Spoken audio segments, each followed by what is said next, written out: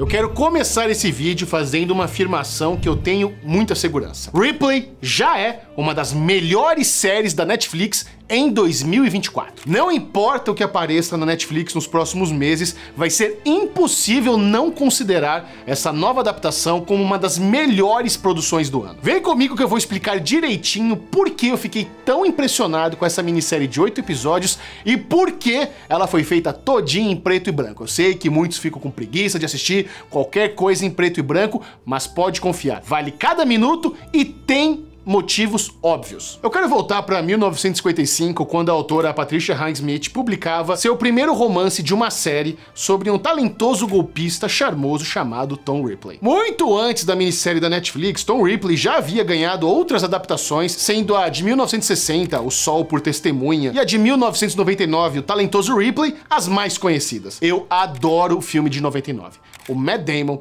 o Jude Law, a Gwyneth Paltrow, o Philip Seymour Hoffman, eu tenho um carinho gigante por esse elenco e por suas versões de Tom Ripley, Dick, Marge e Freddy. Quando eu fiquei sabendo dessa minissérie da Netflix, eu pensei, opa, vai ser difícil eles fazerem melhor que o filme de 99, eu tenho um carinho muito grande. Mas eis que Steve Zaillian, tinha outros planos. Steven, um mestre da escrita que apenas ganhou o Oscar pelo roteiro de A Lista de Schindler e já havia escrito outras produções televisivas fantásticas, em especial The Night Of da HBO, topou o desafio de escrever essa nova adaptação com uma condição. Ele falou, beleza, eu faço, mas eu não quero ter pressa para contar essa história. Posso escrever com calma? E agora, com um roteiro de mais de 500 páginas e 8 horas à sua disposição, Steven trouxe um ritmo e uma estética soberba para a Netflix. Não apenas isso, mas ele também dirigiu todos os 8 episódios e imediatamente, para mim, ficou muito claro que estamos diante de uma minissérie em que a pressa não fez parte do processo criativo. Eu fui pesquisar sobre isso, falei, caramba, essa série parece que foi filmada com calma, eu acho que eles tiveram um bom tempo aqui. E pra vocês terem uma ideia, a série foi filmada em 2021, na pandemia. Foram 2 anos de pós-produção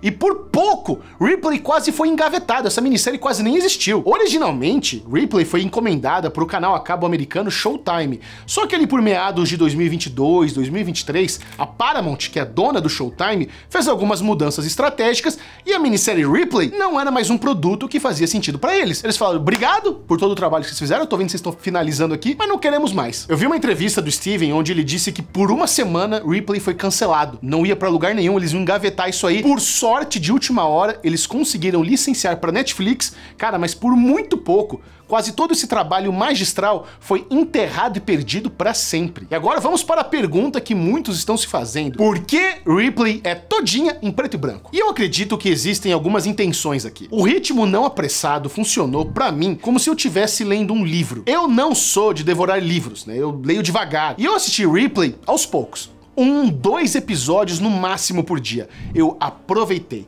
dediquei tempo. Da mesma forma que eu tenho meu horário favorito de leitura, que é um pouquinho antes de dormir, eu dediquei tempo para absorver essa história sem o mínimo de pressa. Mas existe um motivo mais óbvio pro preto e branco, que é um tom noir, Aquelas ruas sempre molhadas, com aquele jogo de gato e rato entre policial e bandido, lembrou muito produções dos anos 30, 50, que trabalhavam bastante o tom noir. Mas existe uma questão pessoal pro diretor e roteirista Steve Zaillian.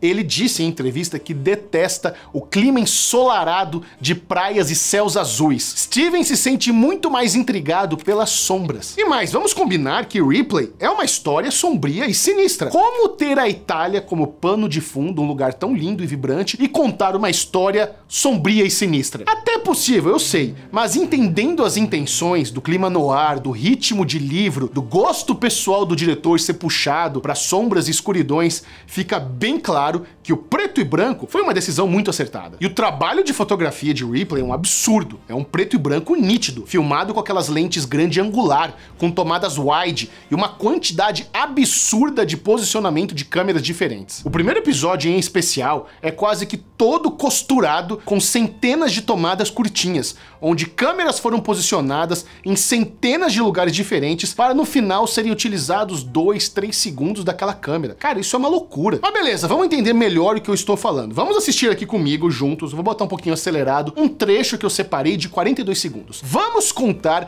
quantos takes diferentes foram feitos em 42 segundos de cena.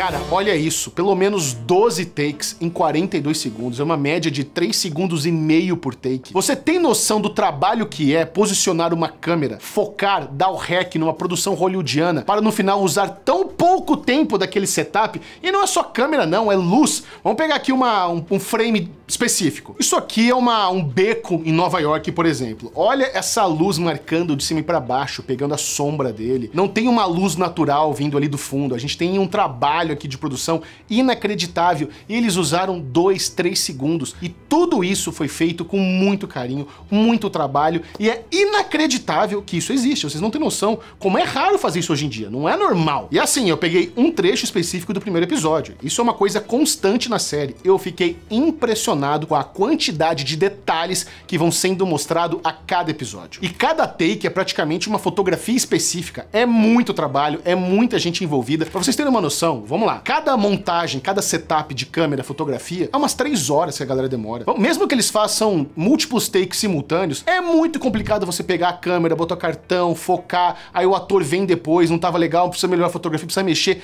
É um trampo desgraçado. 3 horas no mínimo. E os caras usam 2, 3 segundos. É inacreditável. Mas que fique claro, todo esse apuro técnico não seria nada sem o talento de Andrew Scott como Tom Ripley. Quem já assistiu Fleabag e Sherlock entende perfeitamente a capacidade que ele tem como ator de entregar ternura e crueldade. Pra mim, Ripley coroa Andrew Scott como um dos melhores atores de sua geração. É simplesmente sensacional acompanhar a jornada do jovem que aplica pequenos golpes financeiros na Nova York dos anos 60, que por um golpe de sorte acaba sendo contratado por um rico construtor de navios para convencer seu filho Dick a retornar da Itália para os Estados Unidos e assumir os negócios da família. Note como Tom Ripley está constantemente observando os outros e o ambiente ao seu redor, estudando as maneiras de aplicar seu charme, ao invés de tentar convencer todo mundo pela fala, pela ladainha. É muito interessante notar como ele tem talento para absorver os trejeitos das pessoas que ele tem contato. Por muito pouquinho ali, conversando, ele já consegue falar mais ou menos como a pessoa fala, ele olha o sapato, ele olha o anel, ele entende bem aquela pessoa, ele é um ótimo observador. Por muitos momentos, a minissérie é quase que um filme mudo, que contempla os personagens e os cenários. E o fato de tudo estar em preto e branco ressalta ainda mais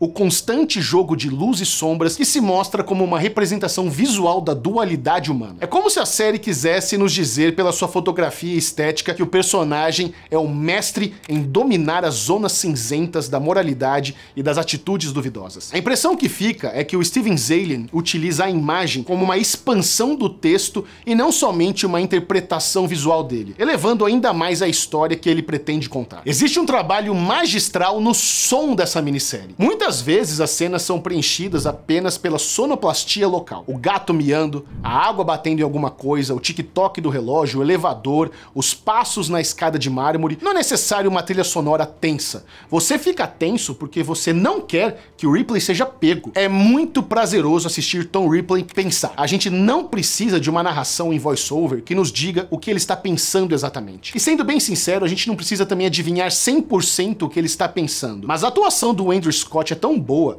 a direção é tão precisa e sem pressa que nós podemos ver as engrenagens movendo na cabeça do Tom Ripley. Por exemplo, quando o telefone toca. É muito antinatural você ouvir um telefone tocar e simplesmente ignorar, não atender. Quando o telefone toca para o Tom, ele precisa ponderar o risco de atender esse telefone, e lá estava eu, ponderando junto com ele. Opa! Não atende isso aí não, mano, vai dar merda. Putz! Talvez seja melhor atender, vai ficar suspeito. E esse lance de ele não ter pressa, de ele fazer tudo com calma, é muito angustiante, porque você fala, cara, você vai ser pego, agiliza isso, irmão, por que você tá com tanta calma? Não é possível, esquece isso aí, acelera, vai embora, mete o pé. E ele tá lá pleno, resolvendo tudo na maior calma.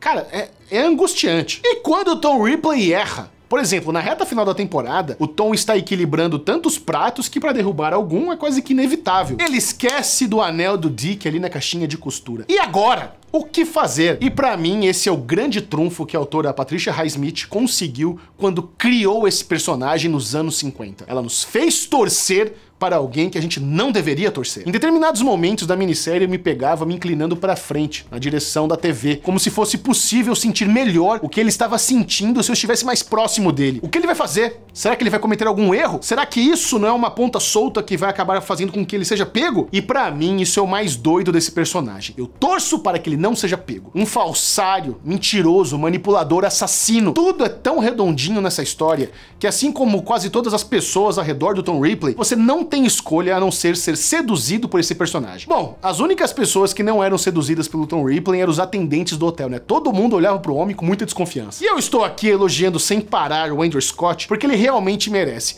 Mas outro ator fantástico que me chamou muito a atenção foi o Maurizio Lombardi, que interpreta o Inspetor Ravini. Cara, que personagem bom, que ator fantástico. O inspetor é meticuloso, é meio grosso, meio mandão, e ele também é mentiroso e manipulador. Ele usou aquele truque, né, de criar um elo com as pessoas que ele estava interrogando. Ah, você foi nessa cidade? Que legal, minha esposa também é de lá. Cara, muito bom essa falinha dele. Mas eu confesso que eu não amei muito a versão do ator Johnny Flynn como Dick e nem da Dakota Fanning como Marge. Não acho que foi culpa deles, mas pra mim ambos estão super apáticos e blasé. Deve ter sido a maneira como eles foram dirigidos, mas não me pegou muito. Ripley da Netflix é uma releitura atraente que me manteve cativo em sua teia de mentiras e mistérios, injetando um senso de novidade na obra da Patricia Highsmith. É uma minissérie que entrega uma mistura de excelência visual e textual meticulosamente construídas. Minha nota para Ripley da Netflix, 5 estrelas, absolutamente imperdível, coisa impecável, mesmo eu não tendo amado algumas atuações, não tiram mérito nenhum dessa produção. Pô, que coisa maravilhosa foi aquela participação especial do John Malkovich no último episódio. Não sei se vocês sabem, mas ele interpretou o Tom Ripley num filme horroroso chamado O Retorno do Talentoso Ripley de 2002, mas foi muito legal ver como imediatamente os dois entenderam direitinho quem eles eram. Sabe aquele lance de malandro conhece malandro? Brilhante. E embora essa seja uma minissérie, como existem outros livros do Tom Ripley, quem sabe, né, não tem a possibilidade que existam novas temporadas e a gente conheça, assim, mais dessa franquia literária maravilhosa. Não vai embora sem comentar, não vai embora sem dar like nesse vídeo, senão o Tom Ripley vai te pegar, tá bom? Beijo, tchau.